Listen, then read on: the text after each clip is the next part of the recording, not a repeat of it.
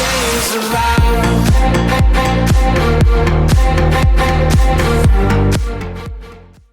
Hello and welcome to the Tottenham America channel. Today we will be previewing Tottenham Hotspur's upcoming match as they travel to Frankfurt, Germany to play in the UEFA Champions League group stage in their third group stage game against Eintracht Frankfurt.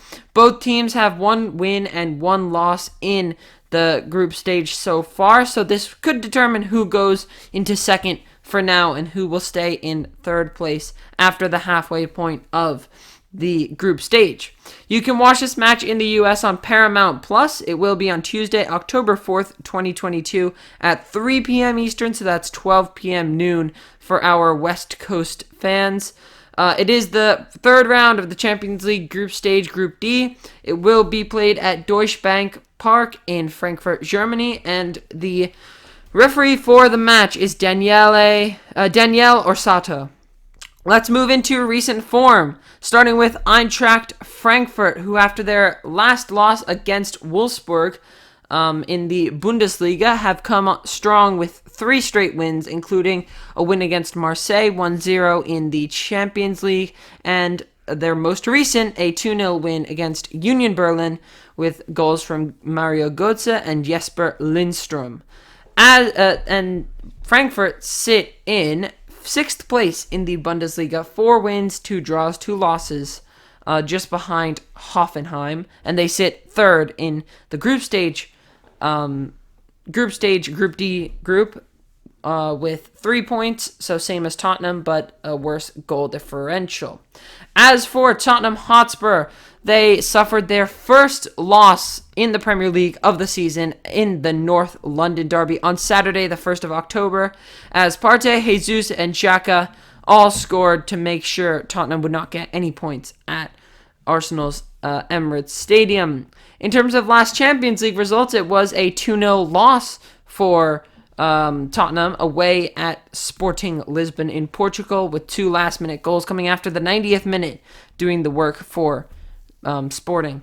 Tottenham currently sit 3rd in the Premier League with 5 wins, 2 draws, and 1 loss on 17 points, and they sit 2nd in the UEFA Champions League Group D table with same points as Eintracht Frankfurt, but a better goal differential. Let's move into team news now. For Eintracht Frankfurt, Toure is out with a hamstring injury, Buta is out with the knee injury, Jakic is out with a hip injury, Götze is out with a sprained ankle, and Onguini is out with a groin injury. For Spurs, Ben Davies is doubtful with the knee injury, Kulusevski is doubtful with a muscle injury, and Lucas Moura has been out with an Achilles tendon injury. Now, moving on to projected lineup. In goal, we have Hugo Lloris. Our back 3, Romero, Dyer, Langlet. 2 wingbacks, Doherty and Perisic. 2 midfielders, Højbjerg, Bentancur. And our 3 up top, Richarlison, Son, Kane. So the only change coming there would be the replacement of Emerson Royale and bringing in Matt Doherty, because really there's not many other changes you're going to make here. Yeah, I think Emerson can play this game, but I think Conte just doesn't trust him. No, Emerson's going to be dropped. If anyone saw the reaction of Conte after Emerson made the foul, it's so clear that I don't think he's going to go back in the starting 11 for a while, because he just he was happy with where we had Arsenal. We had them in the corner. We were just a goal down. We were looking dangerous, and then suddenly, for no reason, Emerson just goes all ham in on Martinelli, and just Conte is just fuming, just turns around, starts running. He's just absolutely angry at him. So, unsurprisingly, I don't think we'll see Emerson in the lineup. And I don't think we're going to do inverted wingbacks for this match. If anything, we'll do inverted wingbacks for the Brighton, possibly. Premier League match against Brighton, maybe. And midfield, Højbjerg, Bentancur, they're too strong to get taking out of the squad. They were basically our best players against Arsenal. Easily, yeah. Kulusevski, still, I don't think he's going to be back for this game, at least in the starting 11. He might be on the bench, but I doubt he'll be in the starting 11. So front three has to stay the same. And Lucas Moura has also been out, so there's really no one else. You know how good it would have been if we had Kulusevski for Arsenal?